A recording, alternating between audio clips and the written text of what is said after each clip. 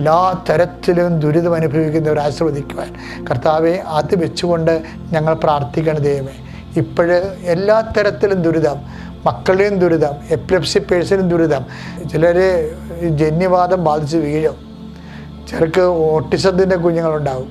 ഇങ്ങനെ അവർ കാണിക്കുന്ന അക്രമങ്ങൾ എന്ത് ചെയ്യുമെന്നറിയാൻ പാടില്ല. ചിലപ്പോൾ കുഞ്ഞിനെ വെടിവെച്ച് കൊല്ലാൻ തോന്നും അമ്മമാർക്ക്. അത്രയും അവർ അനുഭവിക്കുന്ന ഒരു അമ്മമാരുണ്ട്.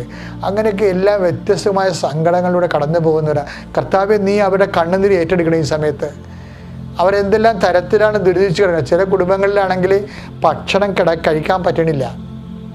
അതായത് ചില മുതിർന്ന മാതാപിതാക്കന്മാർ മലമൂത്ര വിസർജനമൊക്കെ നടത്തിയിട്ട് കഴുകാനും നോക്കാനും ആരും ഇല്ലാത്തതിൽ ഒരു കുഞ്ഞു മരുമകളും 2 കുഞ്ഞുങ്ങളൊക്കെ ജീവിക്കുന്ന കുടുംബങ്ങളുണ്ട്.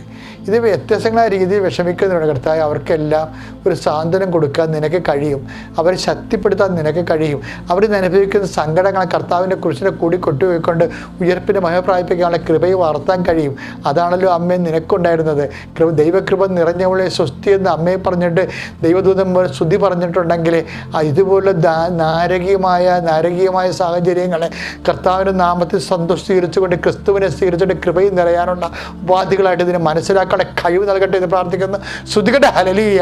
എൻ്റെ കർത്താവിൻ്റെ ഉന്നതമായ നാമത്തിലെ സഭയുടെ അധികാരത്തിലെ കുരിശിൻ്റെ അടയാളത്തിൽ 38 വർഷം ഞാൻ അർപ്പിച്ച കൃപാനയുടെ യോഗ്യതയാൽ കൃപാസ്ഥാനത്താരെ ജീവനോടെ പ്രത്യക്ഷയുടെ അതായത് മധ്യസ്ഥത്താൽ ഞാൻ മക്കളെ ആശ്രയിക്കുന്നു.